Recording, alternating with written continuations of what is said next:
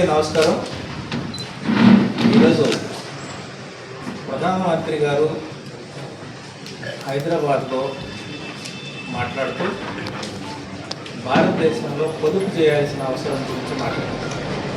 దానిలో భాగంగా బంగారం కొనుగోలు తగ్గించండి, అంటే గ్యాస్ వాడకం తగ్గించండి.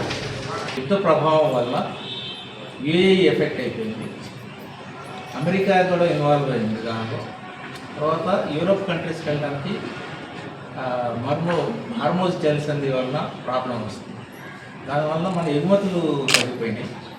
మన ఎగుమతులు ఎప్పుడైతే తగ్గిపోయిందో ఫారిన్ కరెన్సీ ఇన్ఫ్లో తగ్గిపోయింది, కానీ అవుట్ఫ్లో అయితే పోతుంది. దీనివల్ల మనం క్రూడ్ ఆయిల్ కొనాల్సిందే, బంగారం కొంటున్నాం.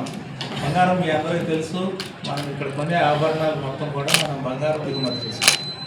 ఈ form of biscuits or crafts చేసుకొని దాన్ని కన్వర్ట్ చేసుకొని ఆభరణాలు ఇండియా మొత్తం కొంటుంటాము. అది తగ్గించినందువల్ల మన దిగుమతి తగ్గుతుంది. ఫారిన్ కరెన్సీ మనం ఎప్పుడైతే ఎగుమతి చేస్తే రావాల్సిన ఫారిన్ కరెన్సీ అయిపోయిందో, మనం చేయాల్సిన నెక్స్ట్ ఆల్టర్నేటివ్ ఏంటంటే ఉన్నదాన్ని కాపాడుకోవడం. ఉన్నదాన్ని కాపాడుకోవడం అంటే ఇది మెథడ్స్ అనే ఉద్దేశంతో మాట్లాడారు. కానీ దేశంలో చాలా చోట్ల దాన్ని కొంచెం ఆందోళనగా భావిస్తున్నారు. భారతదేశ ఆర్థిక పరిస్థితి ఇట్లా ఉంది అని.